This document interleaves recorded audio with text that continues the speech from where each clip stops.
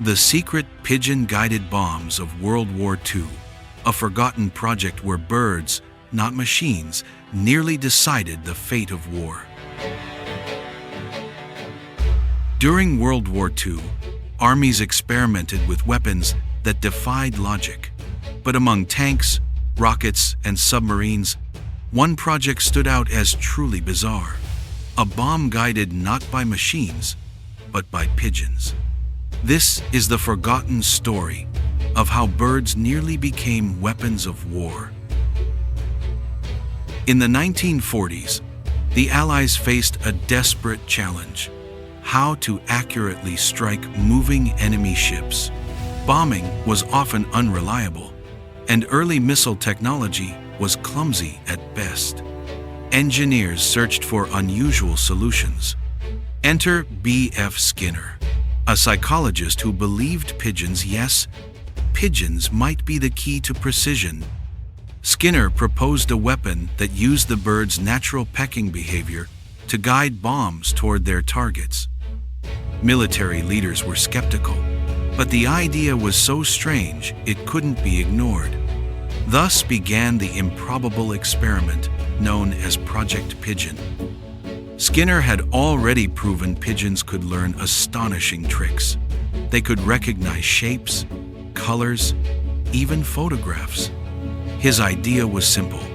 If a pigeon could peck at an image of a ship, then perhaps several pigeons, working together, could keep a missile locked on target.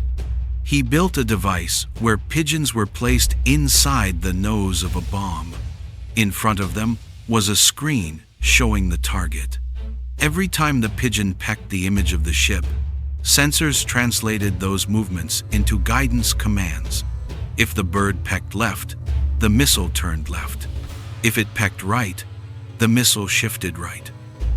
At first, the concept seemed laughable. How could fragile birds guide a deadly missile? But Skinner's tests proved surprising. Pigeons quickly learned to recognize and consistently peck at enemy ship shapes. To increase reliability, 3 pigeons were used in a single bomb with a majority vote system. If 2 pecked left and 1 pecked right, the missile obeyed the majority. This redundancy made the system more stable than early electronics. Skinner proudly demonstrated pigeons guiding simulated targets with remarkable accuracy. While generals chuckled at the absurdity, they couldn't ignore the results. These birds were outperforming some of the most advanced technology of their time. Project Pigeon required extreme care for its unusual soldiers. Trainers treated the birds like elite pilots. They were rewarded with food every time they correctly pecked a target image, reinforcing their behavior.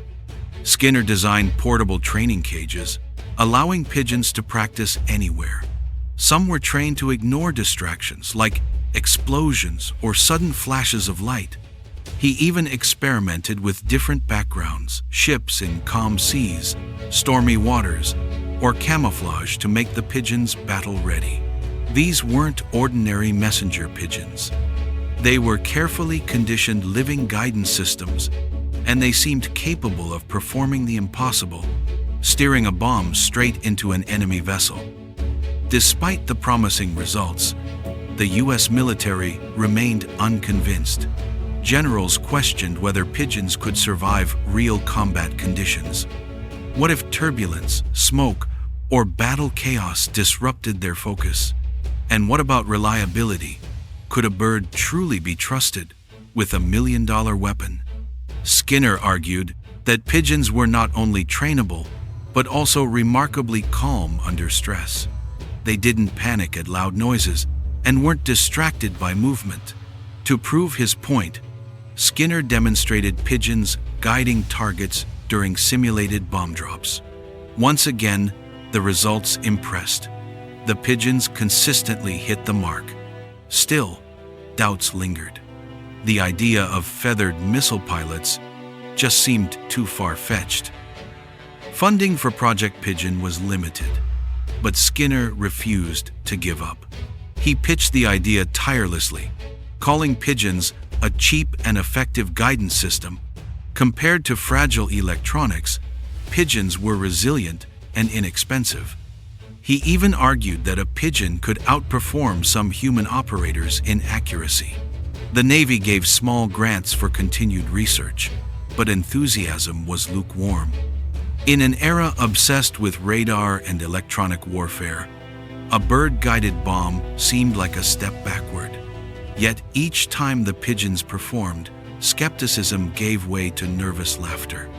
Could the future of precision bombing really rest on the wings of pigeons? While the U.S. hesitated, the urgency of war continued. German U-boats prowled the Atlantic, sinking Allied ships. Accurate missile strikes could change the course of naval battles. Yet Project Pigeon remained on the sidelines. The military labeled it interesting, but impractical. Still, Skinner's pigeons demonstrated incredible focus. In one test, pigeons ignored loud explosions and smoke while guiding toward the target. Their persistence amazed researchers. They weren't frightened like humans might be. They just pecked away, locked onto their target. Despite the skepticism, Project Pigeon continued quietly in labs, a secret wartime experiment too strange for the public to believe. By 1943, Skinner had trained dozens of pigeons, each capable of guiding test bombs with precision. But the military's focus had shifted. Radar and electronic systems were advancing rapidly, and generals preferred modern technology over birds. Still, the pigeons kept proving themselves in trials. Some Navy officers admitted privately that the feathered pilots worked better than experimental electronics. Yet, politics and perception mattered more than results. The idea of trusting pigeons with advanced weapons felt embarrassing for a world power. Slowly, Project Pigeon was pushed aside, despite its surprising effectiveness. Skinner fought to keep his project alive. He argued pigeons had a survival advantage: no electricity to short-circuit, no wires to fail. Birds were self-powered, needing only food. But budgets were tight, and skepticism remained strong. The military officially canceled Project Pigeon in late 1944. Skinner was frustrated, feeling his birds had been unfairly dismissed. He later recalled his disappointment, saying the generals simply couldn't take the idea seriously. Yet he remained convinced pigeons had real potential, even more reliable than the experimental electronics of the time. But the story didn't end there. After World War II, in the early Cold War, guidance systems were still unreliable. The U.S. military briefly revived the pigeon idea under the name Project Orcon, short for Organic Control. Once again, pigeons proved remarkably accurate in hitting targets during tests. Despite this, the project was finally abandoned in 1953. By then, electronic guidance systems had advanced enough to make pigeon pilots unnecessary. Still, Orcon confirmed what Skinner always believed: birds could have been effective weapons of war if given the chance. While Project Pigeon never entered combat, it highlighted the strange creativity of wartime innovation.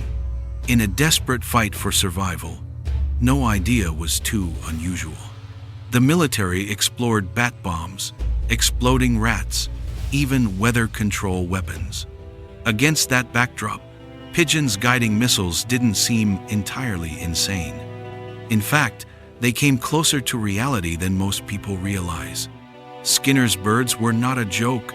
They were disciplined, consistent, and often more accurate than early computers. Their story reveals how war pushes humanity to explore the very edges of imagination. Skinner himself went on to become one of the most influential psychologists of the 20th century. His pigeon project faded into obscurity, but his research on behaviorism transformed psychology and education. He proved that behavior could be shaped by reinforcement principles still used today in everything from teaching to artificial intelligence.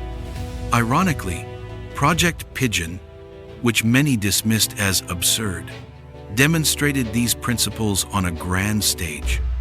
While the world laughed at the idea of bird-guided bombs, Skinner's pigeons quietly made history, showing just how adaptable and intelligent animals could be under the right conditions. Today, Project Pigeon is often remembered as a curiosity, a footnote in the long list of failed wartime inventions. Yet, historians and engineers see it differently.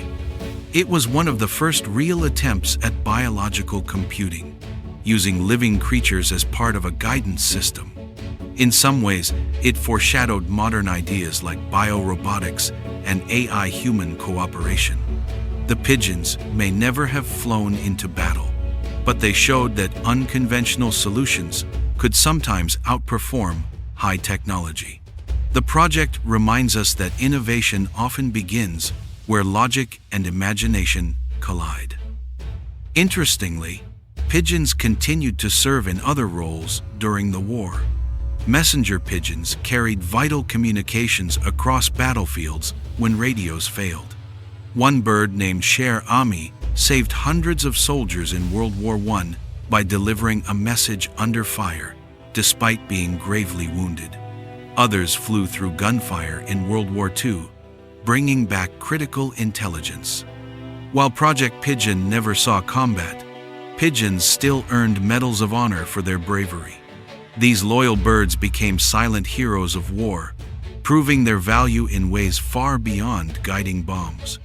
Skinner's project also sparked debates about ethics. Was it right to use animals as living components of weapons?